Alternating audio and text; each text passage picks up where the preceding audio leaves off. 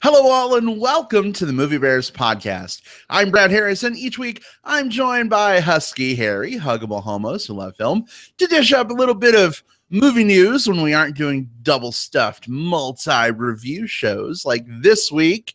Yay, movie news. I'm also excited, question mark? I don't know. We'll see. To talk with my wonderful co-host, who I'll introduce you to in just but a moment, about a new horror film in keeping with our month of horror tradition this October. Happy Death Day.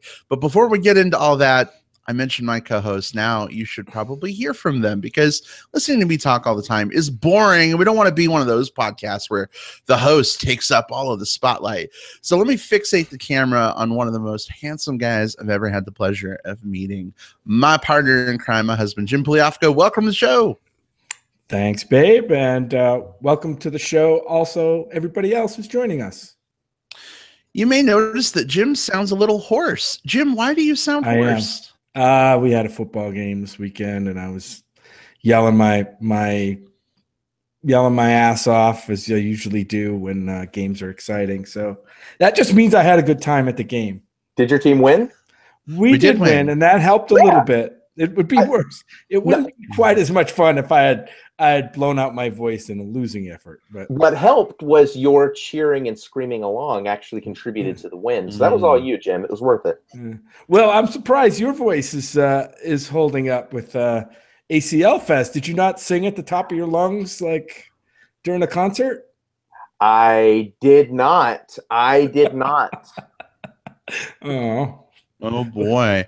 Well, you've heard from him already. Will Lindis is here with us as well. Officially, welcome, Will. Hey, movie fans. I love that we're doing Halloween month. I love that we're going to be talking about a horror-ish flick with you tonight. And I apologize if I'm a little red in the face right now. That's not anger over any movie news or any individual movies that we might be talking about. As Jim talked about, I spent the last 3 days at a music festival here in Austin, and I am very, very, very sunlogged, sunburnt, sun dehydrated, and I'm basically walking, talkie, jerking right now is what I am. Did you adjust your color, because you don't look sunburned at all? No. Maybe, well, I have kind of a natural reddish hue to my skin, and so that I think that washes out a little bit, plus the light. Oh, gotcha. Yeah, no, I'm definitely feeling it. Like I am radiating heat. Ooh, do you have any aloe vera with lidocaine? I think I have some of the I don't think I have any with the lidocaine. I've got some of this this cooling stuff. Oh yeah, actually it does have lidocaine in it. And you put it on your skin, and it just feels like the most refreshing, cool you've ever felt. So yeah, it is lidocaine in that. Just don't accidentally get some on your balls, because that feels weird. Whoa, have never had that happen before. I am going to 100% take your word for that. That sounds like something I do not want to experience. Oh, goodness. Well, we are excited to bring a hopefully fun show to you guys this week. Before we dive in, though, let me just give a quick shout out hello to some folks that are joining us in the live chat. Bobby Miller's with us. Hey, Bobby, glad to have you back. And Steve Sosa's here as well. Hey, Steve, welcome. Definitely don't forget to say hi in that live chat. We may give you a shout out on air. Would love to hear your thoughts about some of our movie news items, as well as Happy Death Day. If you had a chance to see the movie, or if you haven't seen it yet, maybe you could share your thoughts as to why not. So definitely feel free. Go ahead and hop into that live chat if you haven't already. If you're listening on digital tape delay, we would still love to hear from you guys as well. Don't forget, you can always send us a message on Facebook. Pop on over to our page. Just search for Movie Bears Podcast. Say hi. Tweet us at MB Podcast. We'll repeat that information at the end of the show, I'm sure. But be sure to say hello. And as always, make sure you subscribe in iTunes and Stitcher Radio and all that good stuff. In any event, guys, I'm anxious to get into some movie news. It's been a hot minute since we've done movie news. Are you guys pumped? Sure. Yeah, actually, I was looking at the things we got to talk about, and I think yeah. All right. What, Jim? Oh, it's just a strange time for movie news. I know. Yeah. I guess, are we avoiding the elephant in the room in this section? We definitely avoided the gorilla in the corner, or whatever we want to talk. So big Star Wars trailer that we can't talk about because Jim doesn't want to see it. So if any of you have hate mail as to why we're not talking about the new trailer, make sure to tweet it at JJP Out West. So there you go, babe. That can all go to you. In any event, hey, wanted to give a quick shout out. We've got some more folks hopping into the live chat. Ben Stark is with us. Hey, Ben, good to see you. And oh my God, Nate from Palm Springs is with us. Nate, I don't think I've seen you on the show before. So welcome. We are going to see you in just a couple of weeks, hopefully, when we're there for Palm Springs Pride. So looking forward to that. Welcome. Absolutely. Hello. Indeed. All right, guys. It's that time. Here we go. Some movie news.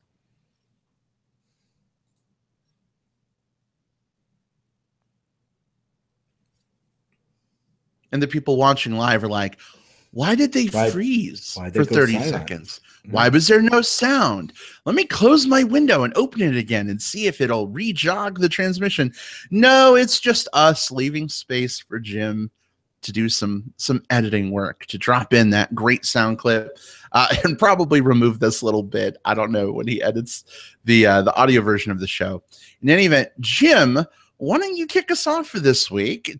This is the fun part of the show where we tell our listeners about things that have us excited in the movie or cinema world. What's got your attention this week? Well, this is we got to kind of wait a year for this news to come to fruition, but there's been news of a new Halloween movie. This is a franchise that's known to most of us, starting with the original Halloween back in like 1978 or something. And so next year around this time, we're going to be looking at a new Halloween movie. And this one is going to have back Jamie Lee Curtis playing the original Laurie character, obviously grown up. This is 40 years later now, I think, from that movie. So this is really exciting to me. I mean, there's been a ton of Halloween movies since the first one, and some of them aren't so great. Some of them are okay. I'm not a huge Halloween franchise historian, but this got my attention when Jamie Lee Curtis said she was attached to it. Also attached to it is John Carpenter, who is going to executive produce and be the creative consultant. The original, John Carpenter being the original director for the director for the original Halloween movies. Jason Blum is going to be involved in this. We love the Blum movies, the Blum horror movies. So this one's got some pedigree behind it. David Gordon Green is going to direct from a script that he co-wrote with Danny McBride, of all people. So yeah, so this one I think is going to be really fun. We've got John Carpenter, like I said, back involved. He's actually said that he's probably going to do the score again. And he did the original score. So it's either going to be like a whole brand new score, or it's going to be maybe a souped up version of the original Halloween 1978 movie score. But yeah, this one's coming out mid-October next year. So definitely something to look forward to in the Halloween season next year. I'm excited about that. So a year from now, if our show is still around and 5 years almost in, we hope, that'll be year 6 by then. Right. We'll be reviewing that new movie. I'm excited that Jamie Lee Curtis is attached. I heard that it's ignoring everything after the first 2 films. Is that right? I think it's a reboot. I think it's a whole reboot. It's like, who knows? Michael comes back, and it's a kind of I don't know if they're going to ignore everything or how they're going to do it, but they're not going to throw in a lot of the franchise stuff. Yeah, I had heard something kind of similar to you, Brad. And again, I don't have a source for it, but I seem to recall coming across the same thing, that it's going to basically continue very early on in the franchise and sort of hand wave off some of the other stuff. Because once you get into Halloween 3, Season of the Witch, and then some of the other like really well as the franchises go along, they start going for weirder and weirder stuff. I think that stuff becomes harder and harder to work into the lore. What I'm excited about is this takes the franchise back out of reboot territory because we have 2 of the Rob Zombie films under our belt, which like them, don't like them, whatever. You know, they were a completely different animal than the Michael Myers that we had experienced up to now.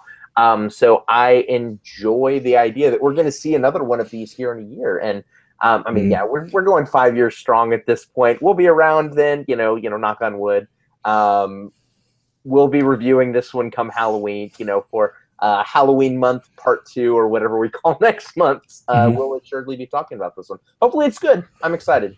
Fingers crossed. Yeah, definitely. I've kind of gotten a bit upset at Jason Blum, who's, you know, the producer behind the Purge series, that are we like a year into this presidency already and we haven't gotten a new Purge movie that shadows the debacle that's going on? How is that not happening? Wait a second, though. Apparently is a god, and he's been answering my prayers that they never make another Purge movie. Oh God, Jim and I love the Purge movies. The last one came out like just before the election last year, right, Jim? So it was called the Purge election year, I think. Yeah, it was before the election. I don't know if it was just before, but yeah. I'm looking that shit up right now. Yeah, Purge election year. Came out 2016, July 1st of 2016. Yeah. Can you imagine the fun they could have? The writers could have, like, poking fun at the administration, like in a very harsh way with another Purge movie. I think it could be great. Like a scene with someone in a Mike Pence mask hanging a bunch of gays. That sounds like a hootenanny. Oh yeah. I don't know about that. Yeah. I think the problem you run into is that. Aside from my own dislike for the series itself, what can work about it is the idea that it sort of takes the piss out of some of these, like, you know, concepts of, like, you know, what it's like to live in our safe neighborhood, or what it's like to have to deal with, like, our version of safety versus the other, which played through all the different movies, right? I feel like that stuff has gotten to a point where it's no longer fun to parody, because of the exact year we live in and the exact election that did end up happening. I feel like the reality is a little more terrifying than we were even expecting back in July of 2016. So I think that's why it becomes hard for them to make another one of these. Like, what do you do? If you do, like, I think, Brad, you're right. Like, the scene you just mentioned is probably the obvious line to go, and that's terrifying, and I don't think we want to see that. You know what I mean? I think what you're saying, Will, it's not hard, given the reality that we live in, to actually see the effects of like a Purge society at this point. It's no longer like a fantasy. It's actually too close to reality at this point. Ben in chat says there is a 4th Purge movie planned. It's a prequel explaining how things got there. And yeah, I think that's I feel all like about the Trump presidency, obviously. Yeah. Isn't that called American Horror Story? American Horror Story Administration. Yeah. Hey, real quick, just want to give a shout out to our friend Sam in Denver, who we're also going to see in a couple weeks, along with his mega hunky hot fiance Steve in Palm Springs. Sam says, I want a Halloween / Vice Principals crossover. Now, I haven't seen that show. That's the one it's on HBO, right? Will, have you seen it? No, I haven't. I've cut the cord on HBO. I turn it back on just to shotgun Game of Thrones and then deactivate my HBO Go account. Oh God, these guys in this save some money. These guys in the chat. Sam says, "Yeah, the new Purge movie is going to be called Purge Puerto Rico." And Steve says, no, it's called The Surge for the Purge. You guys are terrible. Absolutely. I mean, we love you, but terrible. In any event, hey, we've got some other movie news bits we want to get to as well. Will, I know you've got something potentially exciting. What's on your radar? Yeah, speaking of horror films, so this week we got a trailer for the new horror movie, and that's part of the X-Men universe, actually. The Fox line of movies that gives us X-Men and Deadpool and some of the television shows like Legion and The Gifted that have come out lately. The show is called The New Mutants, and it's directed and written by the Fault in Our Stars guy, Josh Boone, and it's about these 5 young mutants, because this is the X-Men universe, who they're in this secret facility, and they're going to have to kind of overcome something that's lurking for them. And what's interesting, plus a little divisive about this one, is this film is the first of the kind of the mainstream superhero films to go into the horror genre itself. We've seen kind of superhero comic books go into like fantasy genre, and we've seen them go into like historical war.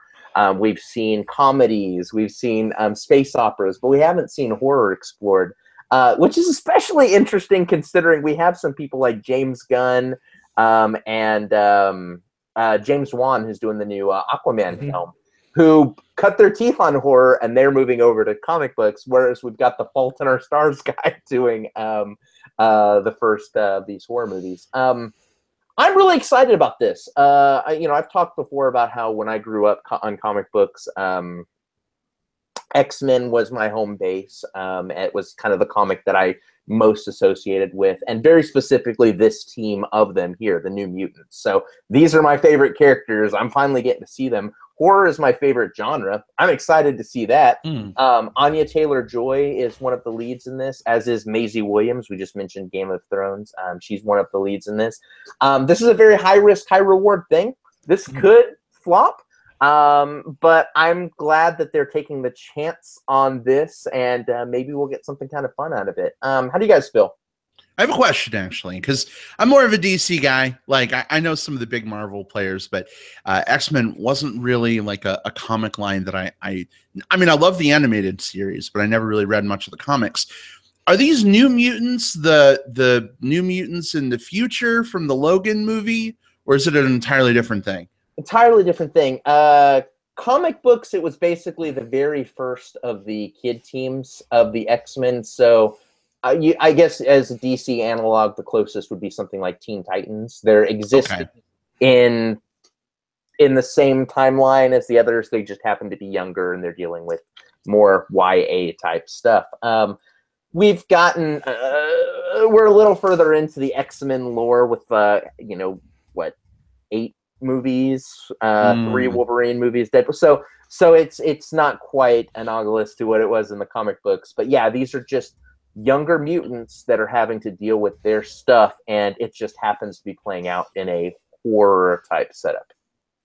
Yeah, I mean, I gotta admit that like another new like X-Men, this feels kind of like an X-Men like reboot to me. And I really don't want to like disparage your sensibilities when it comes to this set of characters, because it sounds like you're super excited for it. But for me, like not being much into the comics, I don't know these, but I am kind of interested about this, like adding a horror angle to this comic thing. That sounds a little interesting to me. If they do something to make me feel the stakes in that horror, then so that's going to be the balance they're going to have to hit. Obviously, killing off your main characters is not something that we've seen in any kind of real, comic book franchise or anything. I mean, we see it. That's pretty much limited to things like Game of Thrones and stuff. But who knows? Maybe this will turn the tide a little bit. I would like to see more of that, like where you don't know which characters are going to live week to week or whatever. We'll see if they have the balls to do that. I don't know if they will. Fans tend to get upset when their favorite characters are killed off, but yeah. So that angle does have me interested. And that's the angle that has me interested too. Like, for this being my favorite team, we are now, 7 years into the superhero movie boom. At least, yeah. If there was if they were to put out this book or this movie straight up as a bunch of kids get together and do superheroics together, it would get lost in the wash, which I don't want to see happen for a team that I like. So I would rather them kind of go with something gutsy. Plus, the background of this, the stuff done by like one of the original creators, Bill Sinkovich, he incorporated a lot of horror into the original series itself. So I mean, it's not just like them like shoehorning it randomly on here. Like it fits with the characters, but it also lets it carve its own path cinematically. So yeah. Awesome. Very good. Well, we'll have to see if that lives up to your expectations, Will, when it comes out. For me this week, I've got something that's interesting to me. I don't know if it'll be interesting to everybody, but I want to talk about sort of a new and different movie-going experience that I had recently. I recently picked up an Oculus Rift, and so I've been really getting into the VR space, playing VR games. And there was this app that was rumored to be coming out called Big Screen VR. And I picked it up. It was one of the reasons I wanted to get an Oculus, because I heard this was coming. And I went in for the first time to sort of like the multiplayer sort of world online at Big Screen. I used it by myself. I may or may not have tried watching porn on it, which was fun. But I went into this room that just said showing old movies. That was the name of the room. And so I enter this room, and immediately I'm in a movie theater. And it's a virtual reality movie theater, but like it looks like a movie theater. And like there's all these different seats, and you can like pick what seat you want. And when you change your seat, your view of the screen in the theater shifts adjustingly to where you're sitting. And the movie they were playing when I went in was the original Blade Runner. And there were 4 other guys in the room. And like we're watching Blade Runner and like analyzing Blade Runner, just random people. There was a guy from Australia, there was a guy from England, and then it was me and 2 other dudes here from the US. But it was just such a surreal experience to be like watching a movie, which is fake, in a fake movie theater, but like talking to people online while I was doing it. And so it was kind of interesting to me, because I'm like, what would it be like if you could see like a new release movie like this? Like if you didn't have to leave your home to go to the movie theater and spend $1 billion on concessions. So I actually demoed it for Jim. I let Jim try it out, and we put on Jaws in a room. Jim, I would love from your perspective, because you are like a serial movie theater monogamist. Like, how did you feel watching Polygamist. Jaws? I'm a movie theater polygamist. How did you feel watching Jaws in this kind of setup? What was that like for you? It was awesome. It was strange. And when you were telling me about it, I'm like, really? I got to try this. It's kind of like a glimpse into what I think where we're going in the future. I mean, you're sitting in your living room, you've got your VR headset on, but you're in a virtual movie theater. You can look around, you turn your head, and you see the seats of the movie theater. You're in like a stadium seating movie theater, and there's other people like sitting in some of the seats, like avatars. Some of them are populated by the game. They're fake avatars, and some of them are actually real people who have checked out your room and are now sitting next to you. Like I started watching Jaws, and all of a sudden I hear this dude talking to me like, is this the original Jaws, or is this? And I'm like, where is that voice coming from? And we started talking about the movie, and it was really kind of cool. You know, people talking during a movie necessarily isn't what I go for. But if it's a movie you want to like sit around with some people and just chat about, I think it's a cool thing. One thing I will say though is I think the VR technology needs to evolve a little bit more, because the resolution of the screen looks like an old crappy like VGA monitor. Well, kind of it's thing. not that bad. We're watching a really old, grainy movie. It wasn't that. It wasn't that. Well, it wasn't. I know the movie's grainy. I'm not saying it's perfect, but you're making it sound like this super pixelated Minecraft look, and it's really not. There's a graininess to VR. Certainly, hopefully will continue to evolve, but it doesn't look as bad as you're making it out. No, this wasn't a graininess. This was a pixelated look, and pretty much everything in the VR looks that way. It's just the resolution of the VR is not quite to where you want to see it like in a movie, but it will get there. I know it will get there, probably in the next few years. Steve's always evolved like that. Like you always have your first adopters who go in there, and that's what you guys are in this experience. You guys are the first adopters, and you're going to be working out the kinks of this. Like Brad said, it's not perfect, but it's not supposed to be because it's new technology, and new technologies aren't. But by getting it out there, now the developers, the creators of these things are going to, with each iteration, make it more and more accessible to general viewing audiences. My question has to do with, can you mute other people, or can you have a virtual usher come and escort people out? So here we go. The voice of the Alamo Draft House. So here's the thing. If you create the room, you have full control over it. So you can mute people, you can kick them out, you can ban them from the room. Tell them to shut the fuck up. You can also just shush them. I was in a room earlier, and they just had old Star Trek: The Next Generation playing, and there were it was me and two other guys in there, and nobody was talking. And then all of a sudden, one of the other guys is like, "I hate Dr. Crusher so much," and the other dude was like, "Shut up! I'm trying to watch this episode. I've never seen it before." So it totally will. It's a little eerie, the realness that it blends with the movie going environment, but yeah.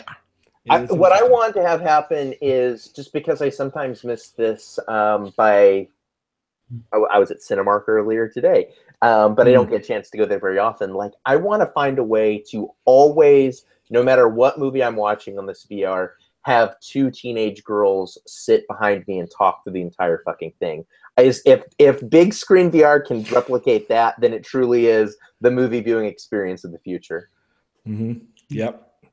Or have people pull out cell phones in front of you. The guy next to me actually had a computer screen in front of him, right? So if I caught that out of the corner of my eye, I could actually see what he was doing on his computer screen. It was weird. What the fuck was? I'm sorry. I've got to double back to this. What does someone like? Why would someone bring their computer to a movie? What was he doing? You said you got to see, right? He was Amazon shopping. Why would you pay? I mean, movie theater prices are not cheap, right? No. This was VR. Will this was the virtual? No, I'm sorry. This was VR. I'm sorry. Oh, okay. I just imagined you just being at the Regal and looking over the guy with his laptop. And for me, that's white hot rage. Exactly. If you knew me, well, you know me better than that. I would not put up with that at all. I'm ready to jump on people when they pull their phones out at the movie theater. I think the point of this is it's meant to be a shared social experience. So a lot of the movies that people are playing in their rooms are older movies. They're not new films that people are seeing for the first time. Someone was playing Grease the other day. I didn't go in there. But I mean, you know what I mean? Stuff that's probably meant to be experienced in a group. Steve in the chat, Jim, I think you were going to call this out earlier, mentioned VR Mystery Science Theater 3000. That would be really fun. You know what I mean? Right. Oh yeah, stuff like that. I think there's definitely room for something like this, especially for that. I mean, this is we're in Halloween month. We're October right now. So there is something to be said for the experience of putting on a schlocky movie that most people in the room have seen, and just kind of riffing along with it, or quoting along with it, or just kind of laughing at the absurdity of it. For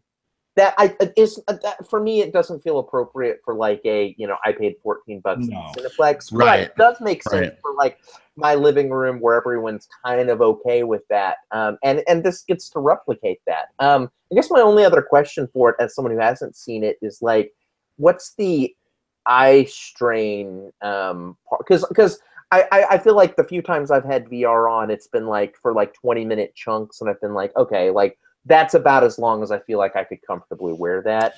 Can you sit through a full movie okay on it?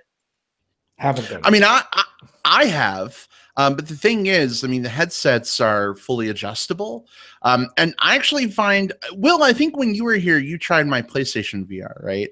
Yeah, that's the one I used. Yeah. Yeah, so that headset is bigger, clunkier, and heavier than the Oculus Rift. The Oculus Rift also has these like foam pad insert things that are very soft against your face. So for me, it's a lot more comfortable. I forget that I'm wearing the headset. But then again, I use it a lot, so maybe I'm becoming accustomed to it. I don't know. How about like eye strain itself for like I get, because that's my guess would be my concern is like about 30 minutes in, like getting a headache. Same thing I get sometimes with like 3D glasses if I'm in the movies, you know. And if you're more used to it, Jim, did you experience any of that?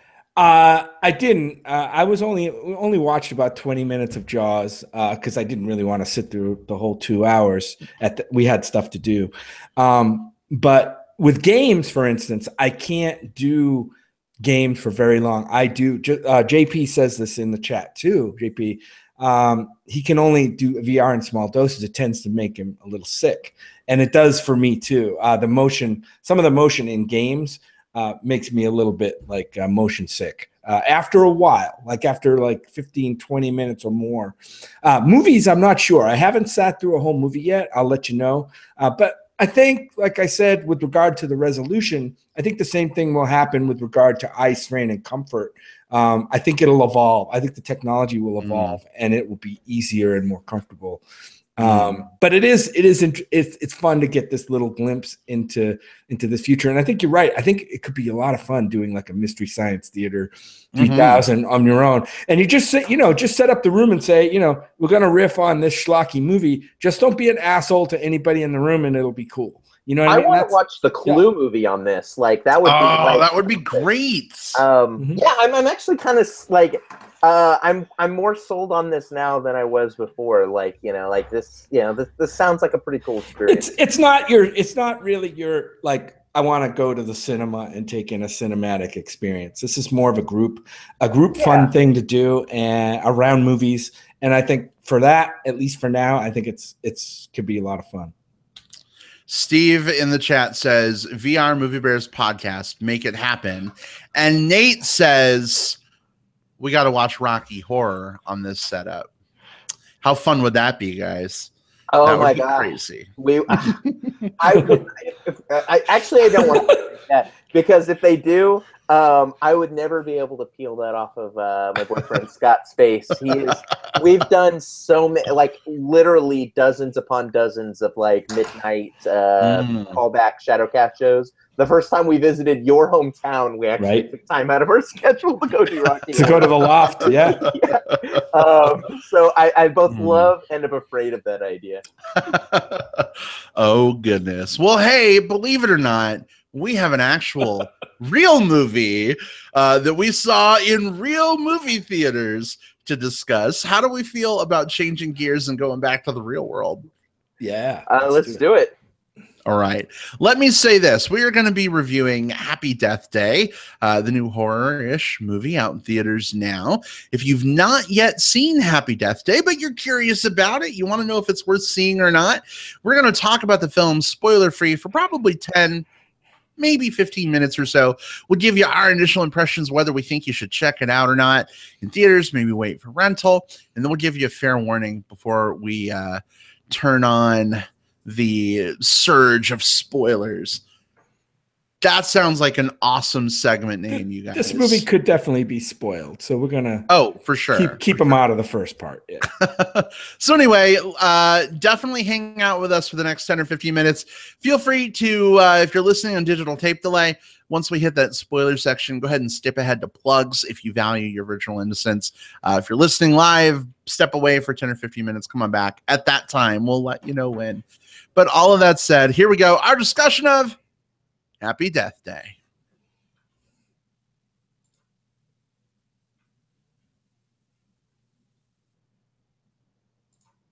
All right. So, in keeping with our month of horror movie reviews podcast Halloween tradition, Happy Death Day was the movie we selected for this week's episode. Will, if you don't mind, give us a little bit of background on this movie. What's it about? Is it worth checking out theaters? Wait for rental? Skip it? What do you think? Absolutely. So, Happy Death Day is a very highly kind of very slick kind of modern horror thriller. It's about this girl. She's like in college, and she's kind of an asshole. And I think this part's fair because this is all part of the trailer. You know, she goes through this day, and it happens to be her birthday. And at the end of it, this dude in this baby mask comes out of nowhere, kills her, and then she wakes up at the beginning of that day again, having to repeat everything that just happened, trying to figure out why she's repeating the day and who it is that keeps killing her. So if that sounds familiar, if that sounds like Groundhog Day, yes, this is the horror version of Groundhog Day. It's written by, tying it back into X-Men, which we talked about in news, it's actually written by Scott Liddell, who's like one of the kind of big X-Men writers from especially kind of the 90s and stuff. Like that was his thing. He's a comic book writer. And you definitely see a little bit of that just in kind of how this movie flows. I'm pretty okay, decent on this movie. I didn't love it. I think that this is probably a hard movie to love. It's like I don't think this one's going to set. This month especially, there's room for stuff like this, especially opening on Friday the 13th in October. I think this definitely fills a gap in a lot of people's lives. It's interesting. This is actually the second movie that borrows from the Groundhog Day, I'm going to repeat everything and find out what killed me at the end of it, that's come out this year. We had Before I Fall, kind of almost the same plot, but you know, less of a kind of a slick thriller, came out in March. So it's just weird that Groundhog Day is getting for some reason Groundhog Day just kind of keeps coming back and keeps coming back. Yeah. It's so meta, Will. It's meta. So meta. The lead in this is where kind of like everything kind of hinges on the lead's ability to both be effective as an asshole and also be effective as someone who you know, you do root for and you do care enough about. And I think the lead here, Jessica Rothe, does a good enough job as the character of Tree. Her name is like Tree, as in like Tree, which is weird. And I didn't want to mention that. Is that why she was so wooden sometimes? Whoa! And you know what's interesting is, yeah, there were moments where I was not into her performance at all. There were moments where it felt like when she really had to do some of the meteor stuff that I feel like she stepped up and did well enough on it. Like I don't, I think she did a very adequate job on this. This is a very passably okay movie. I had a good enough time with it. This is the type of movie that I feel like I could have very easily walked out of saying I hated it, just because of how slick everything is, and a lot of times slick thrillers just don't work for me. But it kind of worked well enough. So yeah, not going to set anyone's world on fire, but if you're looking for something to see, you could do a lot worse. All right. So are we classifying that as a soft recommend? A semi-recommend? Yeah. Semi. It's it's a semi. It's a light recommend. All right. So I got to tell you, I was not at all excited about going to see this movie. When we were talking about what we were going to do for this week after last week's show, we're like, got to do a horror movie. What's coming out in theaters? Oh, fuck. Happy Death Day. I guess that's what we got to see. But I enjoyed this movie way more than I thought I was going to. I had a lot of fun with it. I mean, we've seen this mechanic used in so many things, not just Groundhog's Day, but like there's an episode of Star Trek The Next Generation that does this. There's an episode of Stargate that does this. Smallville that does, like, there are so many like sci-fi fantasy shows in movies that have used this mechanic before. And I think that's part of why I wasn't super excited, because my God, I've seen this like done to death. But I think this movie does some clever things with the mechanic, and it's used as sort of a vehicle for character growth that I found interesting. Sometimes believable, sometimes not. But there's some cool things that they did here. It's hard to talk about it without giving spoilers. So we'll kind of hold those close to the vest for now. We'll talk about it. We definitely had fun with it. There was a cute bear selling merchandise for this this college campus for like a 1 second. But he was hot. We got to see him. That's what counts. It's a little weird that this, and you guys are calling it out in the chat as well, the mascot of the college that this movie takes place at is apparently a baby. So everyone's running around during, college time, showing their school spirit by wearing these weird baby masks. But it kind of gave me some like throwbacks to the original Scream movie. Very few horror movies get to me. Scream was one of them, because I grew up in a small town with crazy fucking people who like I could totally see putting on a mask and like going out and killing people. And having lived on a college campus, I could totally see this movie happening as well, minus the weird time looping thing. So I think it created stakes that were just like real enough that it allowed me to kind of like turn my brain off and just enjoy a popcorn movie. So it's October, it's Halloween here in the United States almost. If you're looking for a fun, scary movie, maybe it's a cool date night, whatever, I think it's worth checking out. Jim, how about yourself? Yeah, I'm kind of right there with you guys. This is kind of just on the recommend side for me. I definitely had enough fun watching this, probably more than I expected to. Will, I agree with what you said. It's a little too slick, not really edgy enough in terms of its horror elements or its mystery elements. I mean, I will say one thing. This is, it's just a fun, campy, maybe overly slick horror movie. It's got some twists and turns in the plot that will keep the audience guessing and keep the audience on their toes, and also keep the audience guessing which is the real ending to this movie. It's one of those movies that has about 3 or 4 endings when you get down to the last 20 minutes or so of the movie. But it was a mystery that was kind of fun to figure out. Like, we're leaning back and forth and just kind of whispering like, I think it's this person, or I think it's this person. Oh no, that went out the window. So, oh no, we're back to that again. So it's definitely,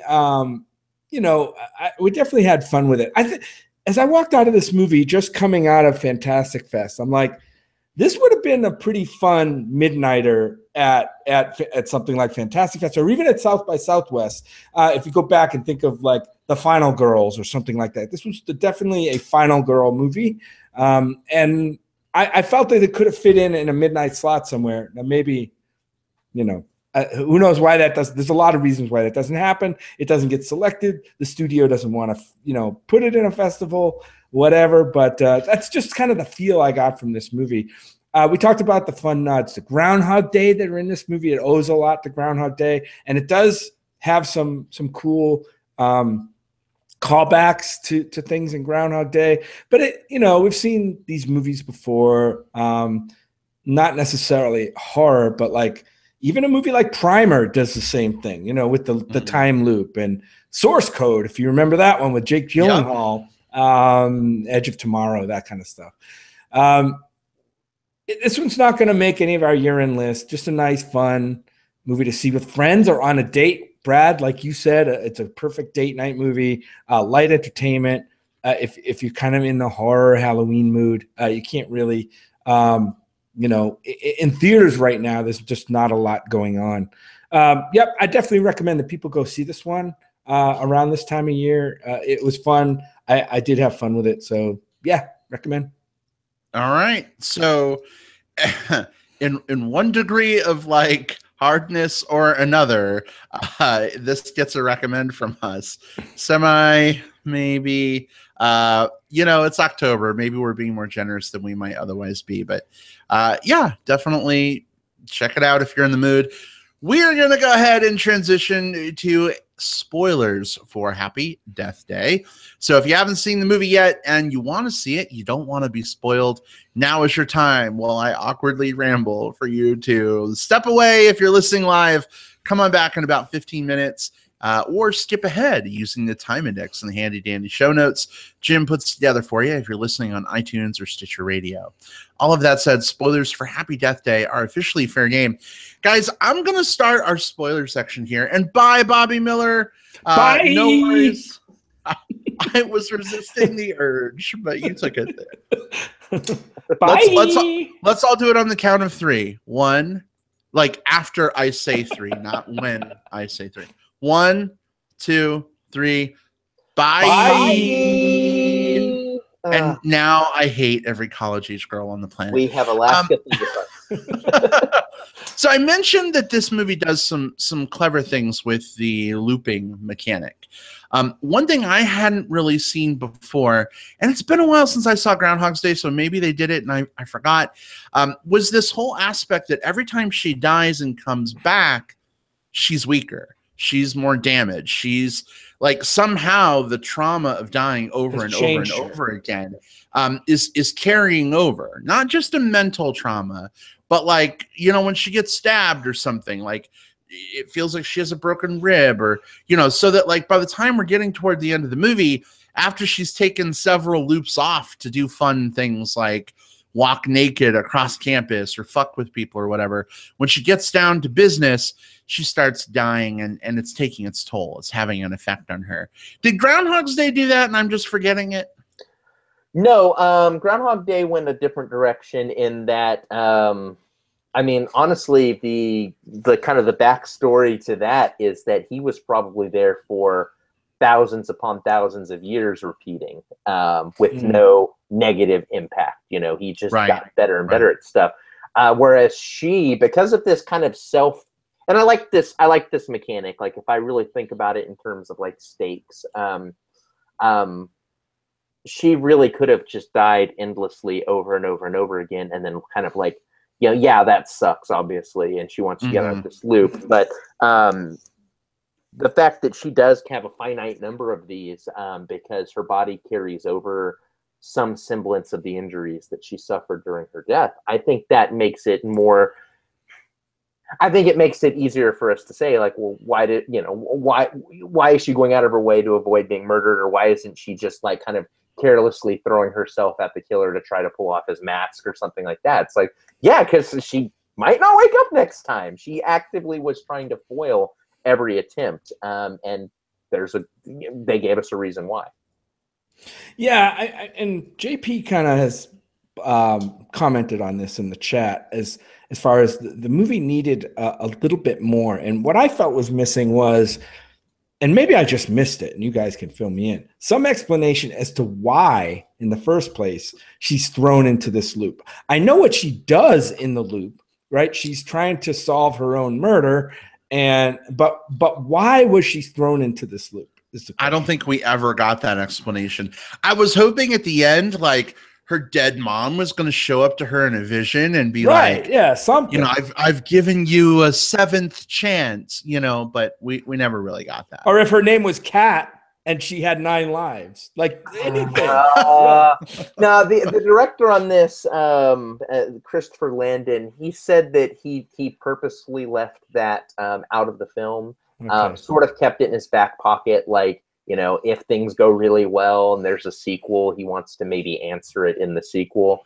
And to me, I'm okay with them not ever answering it. I feel like in this particular scenario, it's one of those ones where this movie is all about the hook. Like, what happens when this shitty person has to solve her own murder over and over and over again? I think the why would have only muddied it and added some extra minutes to its runtime that it really didn't need. What it did need, and like you mentioned it, and JP mentioned in chat, it needed some more blood. It needed some more over-the-top stuff. It got close to it. There was one scene, there's a montage in the middle of this where she's going through her suspect list, and she's kind of knocking people off one after the other, and each one's kind of like, oh, I wonder if it's this person. She's peering through the window, and then, bam, killed, you know? and then rinse repeat over and over. Like, that was really cool, and that's what I wanted to see more of. You know, is just sort of some over the top deaths, or just maybe even borrowing some of like kind of the weird shit that happened in like Tucker and Dale Final versus Destination. Evil, Final Destination. You know, like, I think there's a lot of room to kind of play into the camp element that they didn't. But, you know, yeah, no, it is a complaint. It's I wish they'd gone a little more with it. Yeah, I mean, I see the complaints about, you know, a slasher movie that doesn't really have a lot of blood, and I sometimes complain about the same thing with violence in other genres of movies, especially movies with a lot of gun violence where you don't see any blood. Like, there's no consequence to shooting somebody with a gun other than they fall over and, you know, you're on to the next guy. That's, to me, is a problem. But, you know, bloody horror movies can go either way. I've seen a lot of bloody horror movies that really sucked too. So this one, I think, could have benefited from a little bit more of that. Did you guys, I found it interesting that the movie, like, she started out as a pretty unlikable person, a character, in her first time, you know, waking up or whatever. And then kind of as the loops went along, I think her personality did shift a little bit. Did you guys feel the same way, or do you think she was still the same kind of like unlikable, uncaring person by the end? No, I definitely think that there was a shift. And a lot of that, you know, I think goes to her quasi love interest in this movie. I mean, he's like one of those wholesome, salt of the earth, like good guys, right? And so he befriends her and tries to help her out, and, you know, he takes her at her word, and he's the only person that, like, you know, is believing and supporting her. And so I think it gets her to start taking a hard look at herself, especially as she starts sort of considering the people in her life and all the reasons they would have to, like, kill her. That's probably a pretty sobering thought to have. Like, somebody I know is trying to kill me. I have no idea who it is, but I'm such a bitch that obviously, you know, I have, like, inspired somebody to do this. So I imagine that's not an easy thing to live with. And I really like one of the things they did. There's one of these loops where she realizes, or she thinks she understands, if she, like, does everything right, if she becomes a good person in this loop, it will break the chain of events, right? So she's nice to the chick who's trying to get her to sign up for Greenpeace or whatever. She warns the people that are going to get hit with the sprinklers that it's coming. She shows up to her birthday lunch with her dad and has this very loving, like, heartfelt sort of like admission of, like, having trouble dealing with her mom's death, and that's why she's pulled away from the family.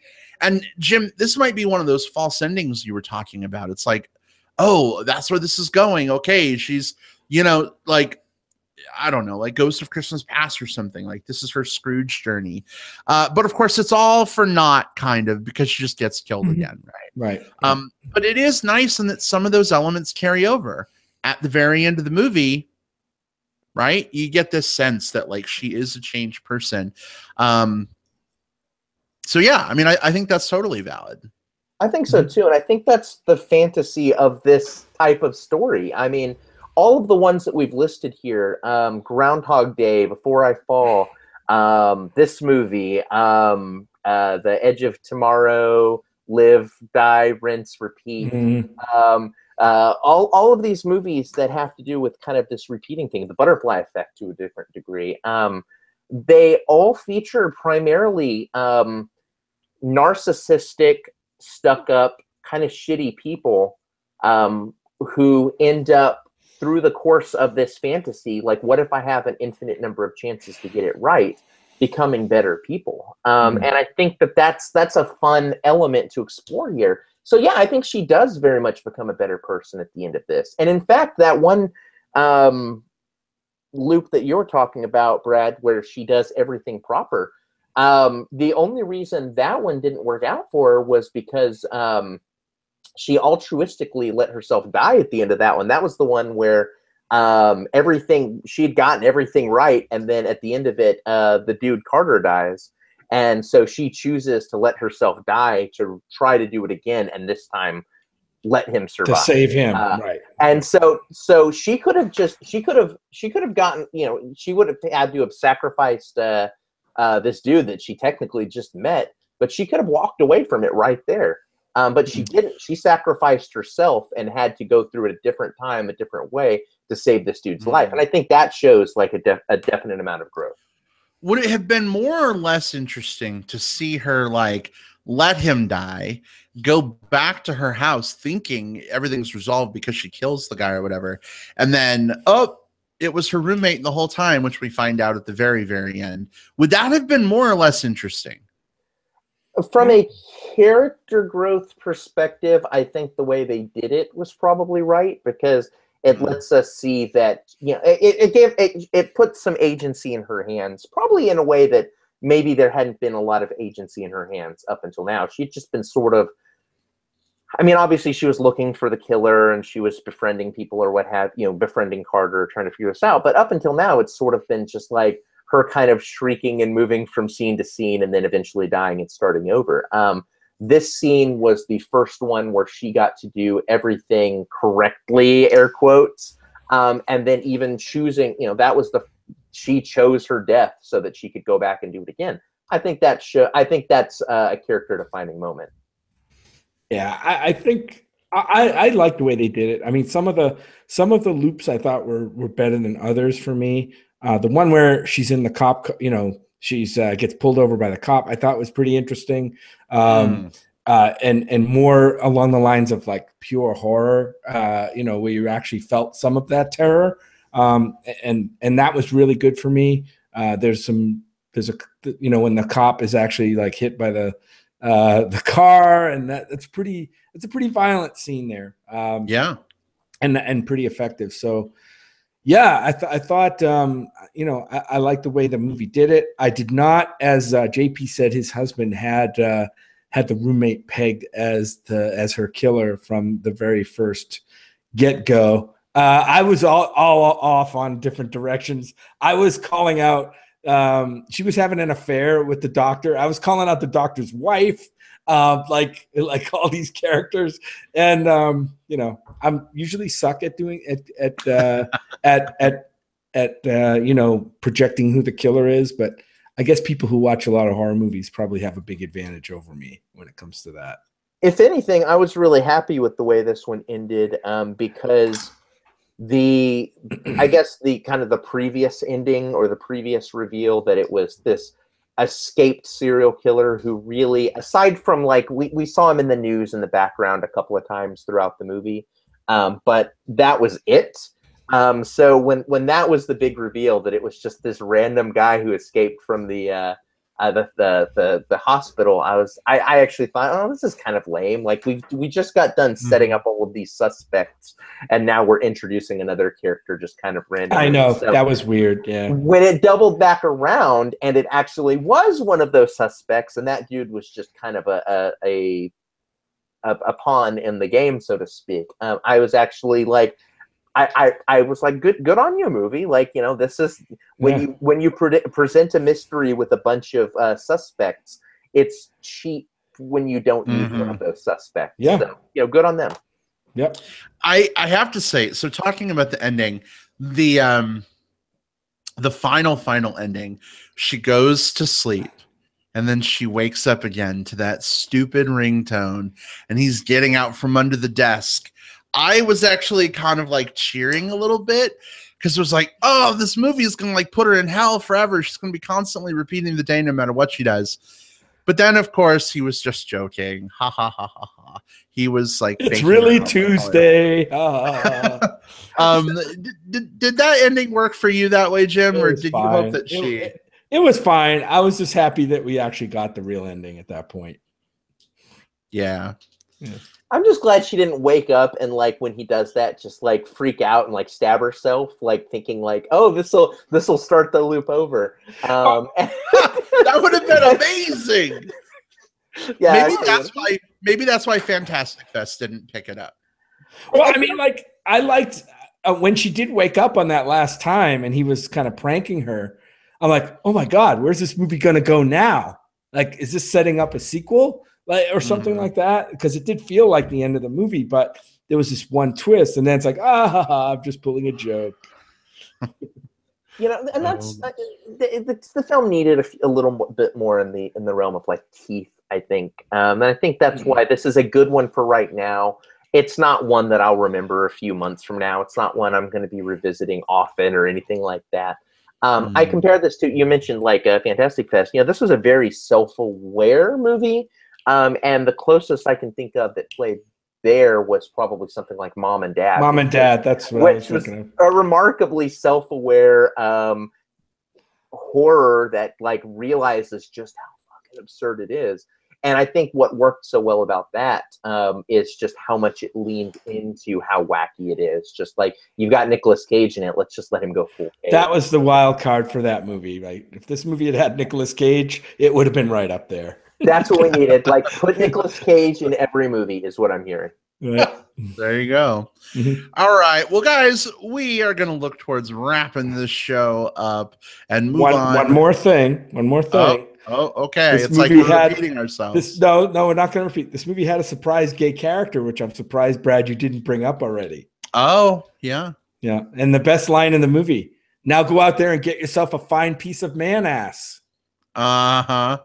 Right? That was the movie. That wasn't an actual line in the movie. That was the film talking to us. Like, when you leave this movie, when you're done here, go load up your growler or go visit your friends, whatever it is. Go get yourself some man meat now, or some man ass now. What was great about that was he was watching bear porn, of all things. Yes, he was. There was a bear porn cameo in this movie. Yeah, it was like a bear porn cop porn. It was. I want to see that porn. Let's just say it that way. Anyway, all right. Well, we are ending the loop. We are closing the loop, so to speak, and we're going to officially transition to some very, very quick plugs. Jim, what have you got for plugs this week? Oh, I've got a movie that I watched on Netflix called The Meyerowitz Stories, New and Selected, 20 from this year. This movie is a Noah Baumbach movie. He's written Frances Ha, Miss America. He wrote several of the Wes Anderson movies, including Fantastic Mr. Fox. He was one of the writers on that one. I like his movies. This one is this is like a slice of life movie about a family in New York with a Dustin Hoffman is the dad, the patriarch. He's kind of an ogre, kind of an elitist, and his children are all fucked up. And they have to come together in a time of family crisis. This one has, and I'm going to say this, and I'm not going to laugh at all. This has an amazing performance by a guy named Adam Sandler. I know Adam Sandler gets a lot of flack. He does a lot of shit movies. But the guy has chops. We've seen it before in movies like Punch Drunk Love. And he brings it back again in this movie as one of the sons in this movie. I would see it for that performance alone. It's getting a lot of talk. And it's an eye-opener. It's great. It's like, oh my God, why aren't you doing more movies like this, Mr. Sandler? Because this is what I love. I mean, this is the kind of movie I love. It's a great drama. Fantastic cast: Dustin Hoffman, Adam Sandler, Emma Thompson, Sigourney Weaver is in this one, Ben Stiller. Great cast. So it's called The Meyerowitz Stories. It's on Netflix now. Go watch it. All right, awesome. Thanks, Jim. And Will, what have you got? I figured Jim. I had a hunch Jim was going to do that one. So I'd co-sign his. Sorry, Will. No. I've got another one. But I just want to co-sign and say, yeah, Sandler's great in this, and Noah Baumbach is sort of he's like he makes Woody Allen movies, but without the problematic parts of being Woody Allen. So this is totally recommended. The one I want to talk about is a film that's in limited release right now. It's the new film by Sean Baker. He's the guy that gave us Starlit and, of course, Tangerine, which we talked about here on this show. Movie is called The Florida Project, and it's this movie set over the summer. You've got this 6-year-old girl named Mooney who is being raised by just worst mother ever. Just this, like, I mean, she's got to be like 19, 18, you know, she's, or maybe even, you know, early 20s, but she's just not a kind of a fit mother. And it's based on these kids and these families that live in these extended stay residences, you know, like, you know, you're not supposed to live there for too long or have permanent residence, so they just like kind of move them from unit to unit. And it's set in the shadow of like Disney World, so you see all of like the Disney related like tourist trap stuff there. This is a fantastic movie. You get you're following the 6-year-old kid who just turns in this like brilliant performance. Sean Baker is great at working with actors who don't have a lot of experience and making them turn in some really great stuff. But also importantly here, he works with Willem Dafoe, who plays the kind of the caretaker for the extended stay motel. And he is just so full of life and light. Like, yeah, I'm used to thinking of Willem Dafoe as this like guy that plays kind of fucked up roles, because that's who we think of with Willem Dafoe. But he actually plays the heart of this movie and does so extremely well. It's called The Florida Project. It broke my face. It'll probably break yours too. It's a great movie. Absolutely check it out. Excellent. All right. Awesome. Excellent. All right. So for me, just to quickly wrap things up here, I wanted to plug The Snowman, starring Michael Fassbender and Rebecca Ferguson, coming out this weekend nationwide. We'll talk after the show, guys. I'm thinking this may be one we review next week. Possibly, maybe. The other thing I wanted to plug, there is a movie right now on Netflix that you can go watch called Haunters, The Art of the Scare. And we're actually going to have the director of that movie, as well as Jessica Cameron, our very own Scream Queen Goldilocks, both on the show with us next week to talk about Haunters. Haunters basically tells the story of some famous haunted house attractions and some of the people behind those attractions. It's very timely given the time of year. So definitely be sure to check out Haunters ahead of next week's episode so you can be ready for that fun discussion, and go see The Snowman. In any event, that wraps us up for this week. Very, very quickly, Jim, where can people find you online? Find me on Twitter at JJP Out West, all one word. Come on and tweet at me. All right. Excellent. Will, how about you? Yeah, check me out on Twitter at Whatever Cove. On Facebook, just send me a message first. I'm William Lindis there. I'm on Letterboxd. Check me out there as well. All right, excellent. And you can find me on Twitter at iBradPro if you're watching live. It is in my beautiful little label at the bottom of the screen. You can also find me on Facebook. Just look for Brad Harris. I am not the gun nut with the flag waving in the background. That guy has now animated his picture, guys. I am not the one with the animated picture, unfortunately. Maybe I feel like I'm in an ongoing photo war with this guy. Like, I got to figure some answer to his animated picture. We'll see. Anyway, that's not important in the least. In any event, we'll see you all next week. Take care. Goodbye. Bye. Oh, it's muted. Bye.